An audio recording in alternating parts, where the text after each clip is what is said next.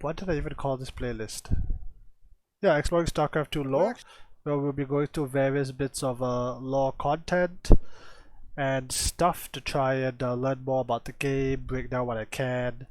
This has been a long time coming because I've only recently finished the Nova Covert Ops, as was suggested by the lore Discord. A link to them will be down at the bottom. And what we'll be doing today is we're going to be finally continuing our read through, starting with Shadow Wars Part 1. So if you like this content that you're watching on YouTube, like and subscribe. Don't forget me for the zergling.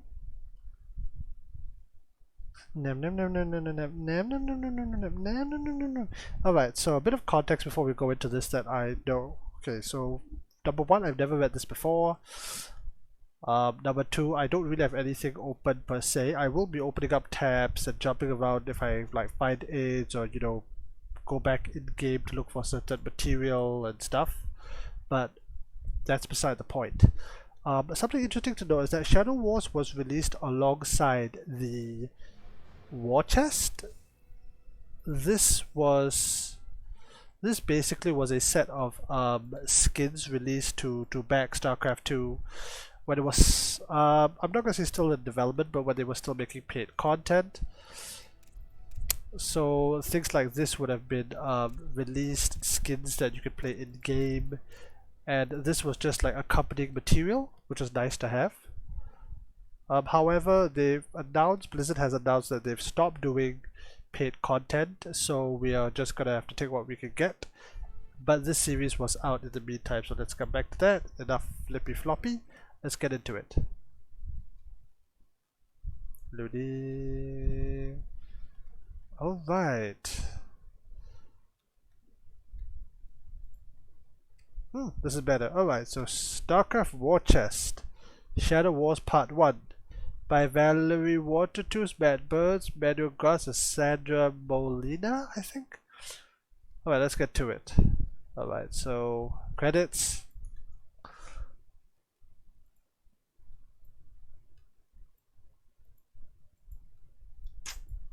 Can I zoom it in for the kiddo? Indeed, a former Dominion mining planet that demilitarized it. Oh, they've got a DMZ before. The answer is no.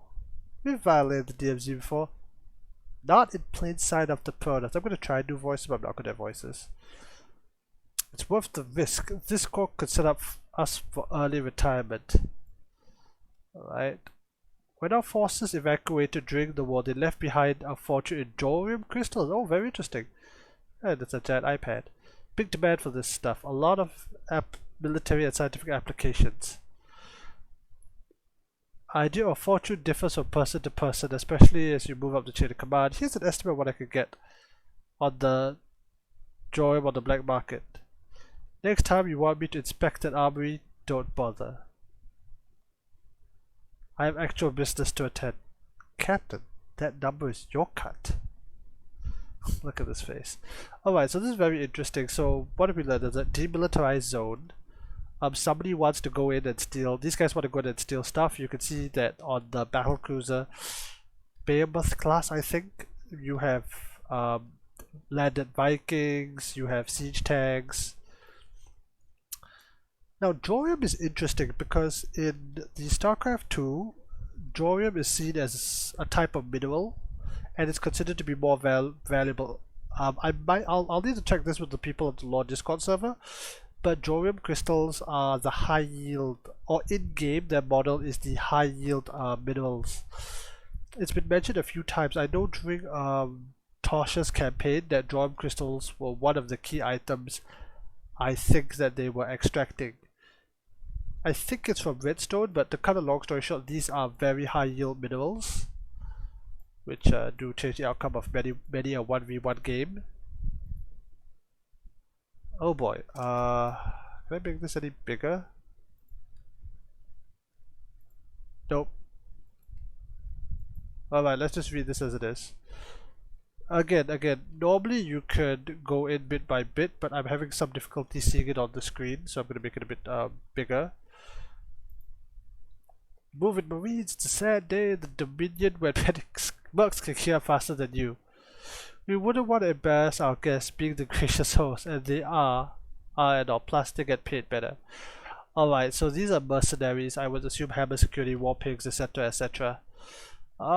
This looks like a fire bat, given his reddish armor. This here looks like a marauder. These are standard marines in CMC suits. Why are you riding us so hard, Commander? Looks who still's in the skinnies. Wonderful. Elms forgot how to put on their armor. Should we fetch her a training manual? Arms acting up. Even the damn robot parts get arthritis when you're old. Phantom pain, smartass, happens to me when something doesn't feel right. The outpost is abandoned. We salvage what we can and we're gone. You don't have the stomach for it. You can put the special arm to use cleaning the head. Drop in 20. Interesting. So you have this female commander who's kind of driving the team, and you have a bunch of mercenaries which are not explained on this page why they're here. Let's see what's happening on the Protoss side. The Protoss carrier Scarlock's eye. I have no idea who's Scarlock, and I have no idea what's with his eye. Call back your landing ships and depart the demilitarized zone immediately, Captain Horgrath. Well, I'm upset about this issue, but my hands are tied. Dominion High Command is ignoring my messages. Until they respond, my orders are to check these fringe output for survivors and salvageable goods. To disobey my superiors would be a great dishonor. A leader of yours to understand. I love this. I mean, this is a very interesting point that at least this turn commander has some understanding of Protoss mentality. You know, the Protoss about honor. I mean, I've recently been reading Halo, and it's astounding how little. Hell, I've been reading Liberty's Crusade. It's astounding how little at the beginning of Starcraft 1 that they did not understand the Protoss, and now he's pulling like a perfectly Protoss move. To disobey my superiors would be a great dishonor. Yep. To disobey Artanis would be a great honor. Artanis ain't here though. He's deceiving us, Admiral Arun. We are not detecting any long-range transmissions. Of course he's deceiving us. He's a Terran. Perhaps this is best. Leave them be. This is their outpost after all. Ignore a single spark long enough and it can go to an inferno. Leniency is only an invitation to future chaos. That's a very interesting take. Now, Admiral Arun is an interesting one. Admiral Arun, if I'm not mistaken, was actually in one of the missions in StarCraft 2. I will need to double check, but if I'm not mistaken, he was in the... He was in the first campaign. Let me see if I can pull this up in game. Here we go. Yeah, here it is. In Utter Darkness, he should be one of the Protoss commanders that fly in. In fact, let me just pull him up.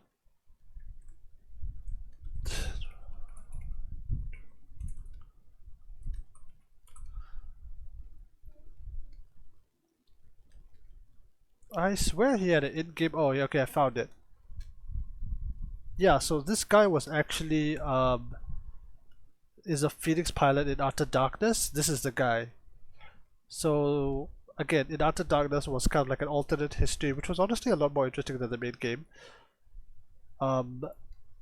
So with that, he is apparently commanding the Protoss fleet here. Alright, let's go on. Full screen. Alright, here we go. My apologies, this is the closest that I could get. Okay, how are we handling the after action report this time? Officially a total loss. All goods deemed unsalvageable. Captain's personal report, 15 crates recovered. That leaves 3 extra, 50-50 split between you and me.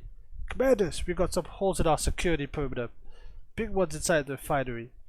Then deal with it. I'm in the middle of something important. Yeah, I can see that. So glad you are watching our backs out here. We need an evac right now. We got company. To be continued. Alright, so this is a very short issue. Only a handful of pages. So this is how it's gonna be. Hold on, let me get this online reader to work properly. Yeah, it's literally only 5 pages. Alright, and it was over much more quickly than I expected. Artanis' sacrifice, Kerrigan's thing was always about 30 pages long.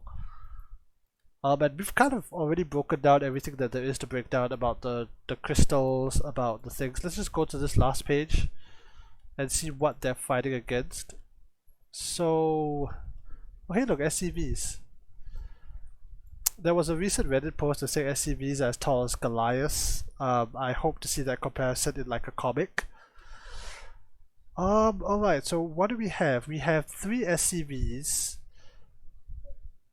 I'm trying to figure out who would win this fight. Probably the Zerg. Maybe, wait, maybe not, because look, okay, look at this. There are 1, 2, 3, 4, 5 SCVs. There are 3 Marines here in blue. There are another 3 Marines in red. All we can see from this picture right here, actually I'm going to test out in game since we have a bit of time. I'm going to go test it out in game. Okay, this could just be one roach. This could be a Hydra. This is 2 Lings. We're gonna ignore the rest of the Marines here and just assume that they were deployed somewhere else. But we're talking about the people we can see in our face right now. As for the Protoss, they and their carrier are still in orbit. Very nice command module, very similar to what we saw in Legacy of the Void. And yes, we will be reading Shadow Wars Part 2 moving forward. This looks like a roach. This looks like a Dark Templar, and that's a Marine about to get melted. I've also read Nova the Keep, but let's run the experiment. I'm now curious who would win. Alright, so what we saw on one side was TVZ. So we had 6 Marines. Yeah, the original squad of 3 plus the 3 mercenaries, so 6 Marines. How many SCVs? 1, 2, 3, 4, 5. 5 SCVs. Yeah, that's it. Okay, so the Zerg that we could clearly see from this picture has 2 Zerg. Hold on, let me swap back. He's got 2 Zerglings. 2 Zerglings here. 1 Hydralisk, and this like the POV we're seeing could be just 1 roach. So let's put it as the most optimistic. Like the Zergling we see over here, I think this is a Zerg. No, this is a Zergling coming out Ultralisk. Could technically be one of the Zerglings that have come out of the Hydra. So we're gonna put it as 2 Lings, 1 Hydra, 1 roach, and we'll see what actually happens in game. No micro from. Okay, let's start first with no micro. And we're not gonna have any upgrades for simplicity.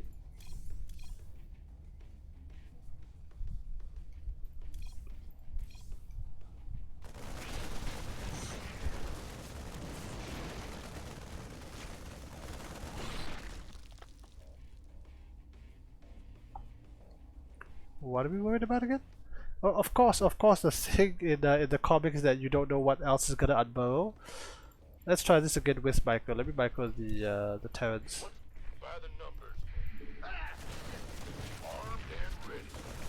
Bad news. Big job, huh? We hear you in the rear. Who wants some? Okay. Can this be one with Zerg micro? That's the real question.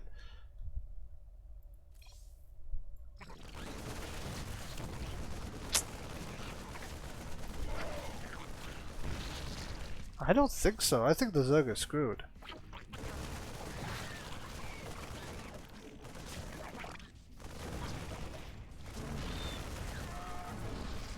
I don't think it's possible to... Yeah, because once they engage and once you pull SCVs, the Hydra just dies and then the Roach just dies. The Marines do enough damage to outrange the Roach, and the SCV buffer is unbreakable. I mean, if we look at this, it's very clearly in favor of the... Okay, fine, let's be generous. I don't know, like I'm looking at the comic again.